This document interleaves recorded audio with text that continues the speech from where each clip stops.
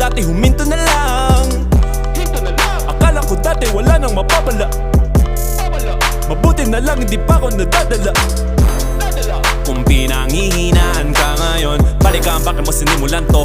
Anong dahilan ba't ginawa mo? Ngayon ka pa nga ba hihinto? Malayo-layo na rin na narating mo. Gawin ang lahat na nasa isip mo. Huwag mo nang gawin na yung huminto. Cheers!